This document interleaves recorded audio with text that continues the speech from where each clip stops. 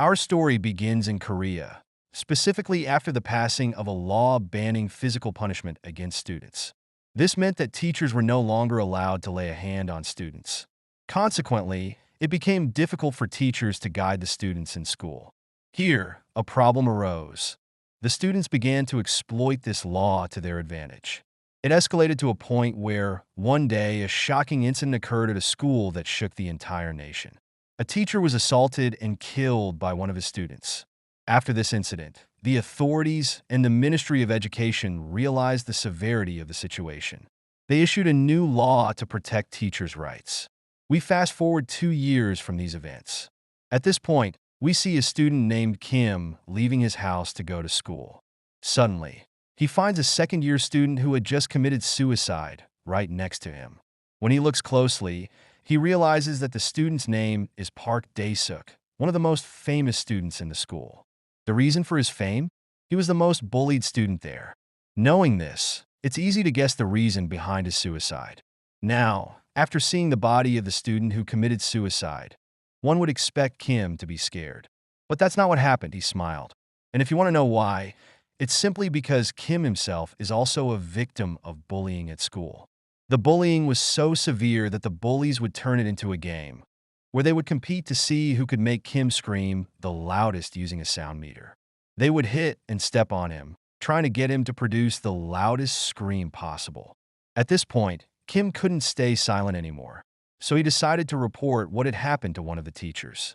The teacher responded by saying he would handle the situation. Indeed, the teacher gathered the students responsible for the bullying in front of the entire class and scolded them, giving them a warning not to do it again. However, the bully provoked Kim once more afterward. Kim was puzzled by the teacher's reaction because he expected him to do something more significant. Over time, he began to understand why. After hearing from the teacher that he had started ignoring violent incidents and bullying because the law no longer gave them the authority they once had. At that moment, Kim realized he had only 2 options: either transfer to another school or endure the next 3 years. But suddenly, everything changed when the police arrived at the school and began a serious investigation into the suicide case. After some time investigating, they uncovered the bullying that had been taking place at the school and arrested all the students who had tormented the student who committed suicide. At that point, Kim thought everything was resolved and that bullying and violence would finally disappear from the school. But unfortunately, that didn't happen, as the teachers and students told the police that the student who committed suicide was just under stress, nothing more. When Kim learned this, he lost all hope in the school. Immediately, he decided to end his life to escape everything because he felt it was the only way out. But just before he could go through with it, someone stopped him and said, "Don't kill yourself when someone is watching." Kim was surprised by this person's presence and asked him if he was a teacher. The man replied, "I can't explain that to you right now, but I'm starting an investigation tomorrow. Please show me where the teacher's room is." Kim listened to him and walked with him to show him the room. At that moment, the teacher asks Kim why he was trying to commit suicide, saying, "Whatever the reason is, just try to endure these 3 years until you graduate." Kim replies, "You don't know anything. Do you think I haven't tried that? I did, but there wasn't a single day I could bear." The teacher is shocked by his words and starts shouting, "I can't take anything here anymore either." Just then, one of the students rushes over and knees Kim in the stomach, knocking him to the ground. The student says, "The second bell rang, and you still haven't brought me your lunch." Suddenly, the student finds himself getting hit by the teacher. The bully is stunned and says, "A teacher isn't supposed to do that." He then calls his brother to record what's happening and expose the teacher's actions. But the teacher doesn't care. He keeps hitting the student while laughing in front of the camera. He continues to beat him for a long time until the bully finally gets fed up and runs at the teacher with his fist raised, ready to strike. The teacher, still standing in place, says, "So this is supposed to be the strongest student in the school?" He swiftly moves his leg, causing the bully to fall to the ground. The teacher then continues torturing him, to the point where he grabs a stick, pins the student against the door, and starts hitting him with it. At this point, the vice principal arrives, drawn by the noise, and asks the teacher what he's doing to the student. The teacher replies, I was assigned to this school, and I didn't want to introduce myself before now. He then throws his business card in the vice principal's face and says, "Take a good look at who I am." The vice principal looks at the card and sees that his name is Hogan, and he's from the Teacher Rights Protection Office, sent by the Ministry of Education itself. Hogan continues speaking to the vice principal, saying, "It seems you're unaware of the law that was passed 2 years ago regarding the protection of teachers' rights. Let me make it easier for you. Tomorrow, you'll receive an official document from the ministry with all the details. Besides that, I'm part of this organization, and we're deployed to the most corrupt schools, exactly like the one we're in now, where people try to cover up the reasons for their student suicides from the police." The vice principal gets angry when Hogan brings up this topic and says, "We didn't do anything."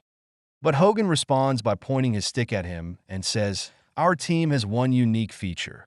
We have no restrictions on teaching methods, with full authority from the government.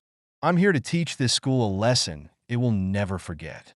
After some time, Teacher Hogan goes to the principal's office and watches the video of his actions. The principal then begins to tell him that 3 years ago, this school was selected as an excellent school and that many outstanding students graduated from it. He then pulls an envelope filled with money out of his pocket and hands it to Hogan, trying to bribe him. But suddenly, Hogan steps on the envelope and says, "I see something's wrong here. Even though I'm affiliated with the Ministry of Education, I'm not a teacher or a scholar. In other words, I'm not the kind of person who'll be swayed by what you just said. So take your envelope back and don't try to deal with me kindly again." The vice principal and the principal get extremely angry at Hogan's words and raise their fingers at him. But as soon as he turns towards them, they quickly lower them. At this moment, we switch to class 5-2. As usual, one of the students is being bullied and beaten by another student. The bully is trying to force him to drink alcohol, and he succeeds in doing so. Afterward, the bully looks at a student named John Hyung, who is essentially the leader of their group, and asks him if he still has a headache from drinking, as well as what the teachers might do if they smell alcohol on their breath. John Hyung doesn't care and says, "I'm not worried about a teacher catching you, because I didn't drink." Meanwhile, in another part of the classroom, a group of students is watching a video of Hogan beating up the bully. They're shocked that a teacher was able to do that in this day and age. As they continue talking, the door suddenly opens and Hogan walks in. He immediately starts greeting them. The students are surprised to see him, and one of them asks, "Who are you?" Hogan replies and introduces himself, saying that he'll be the substitute teacher here until the class's regular counselor returns in a week from illness. He continues, "This is my first time teaching, so I hope we get along well." At that moment, after Hogan finishes speaking, the students continue talking among themselves, as they're used to doing. Hogan looks at them, smiles, and says, "Let's start by getting to know each other and taking attendance." He walks around with the attendance book, calling out the names of each student in the class until he reaches the name Park De-suk. At that moment, the entire class is stunned, and he says, "I don't see Park here. It seems like he's absent today." The bully responds, saying, "Park isn't in our world anymore because he committed suicide due to all the pressure he was under and died. You should know something like that before coming to this school." Hogan replies, "I see," and continues recording the attendance for the rest of the students. Then he calls on another student, and when he looks at him, he notices that his face is red. Hogan approaches him and asks if he's sick. That's when he detects the smell of alcohol on the boy's breath and questions him about it. The bully interrupts again, saying his breath smells like that because he drank an entire bottle of alcohol this morning. Suddenly, Hogan moves closer to the bully and says, "You've got the smell of alcohol on you too. It seems like you were drinking with him." The bully becomes nervous and replies, "I smell like this because he was drinking next to me. That's all." But Hogan responds, "The smell of alcohol on you is different from his. That means you drank yesterday, and he drank today." The bully angrily retorts, "Are you crazy? I'd never do something like that." Suddenly, Hogan takes off his glasses and says, "You're the one who killed Suk." The bully freaks out and yells, "What are you talking about?" Hogan then grabs him by his shirt, drags him across the classroom, and throws him against the wall. After that, he instructs the class president to take the first student to the nurse to rest. Hogan then addresses the students, saying, "From what I've seen at this school yesterday and today, I realize there are three things that are different here compared to other schools. First, insulting teachers like they're mere dogs. Second, the widespread bullying of weaker students throughout the entire school." He's about to mention the third thing when suddenly the bully, enraged, shouts, "Who are you calling a dog?" Hogan slams a book down on the bully's head and continues, "The third thing is that even if one of your classmates dies, you all act like it's nothing." He then introduces himself properly, telling them he's from the Teacher Protection Office. He adds, "Every situation that happens here, you've brought upon yourselves." Then he shouts at them, "I want all of you to stand up right now and bow your heads. You have 3 seconds, and if you don't do what I've asked, your fate will be like this dog's." Hogan starts counting to 3, and during those moments, the students are unsure what to do, hesitating because Jung Hyung doesn't want them to obey. He yells at all of them, "Sit down right now." The students immediately obey Jung Hyung's words, and he turns to the teacher, saying, "What exactly are you trying to do? All these students listen to me, not you. Seems like I'm scarier than you." Jean looks at the student list and realizes that this is Jung Hyung. He then says to him, "Come here." Jung Hyung replies, "Looks like you hate me."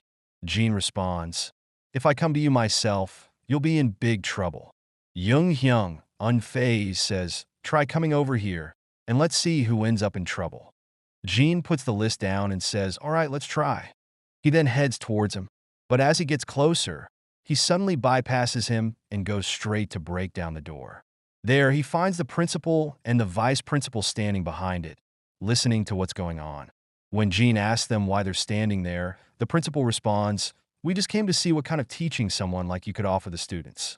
He then steps closer and says, "There's something I forgot to tell you. In this class, there's a student named Jung Hyung, who happens to be the son of Vice Congressman Gwang Pil.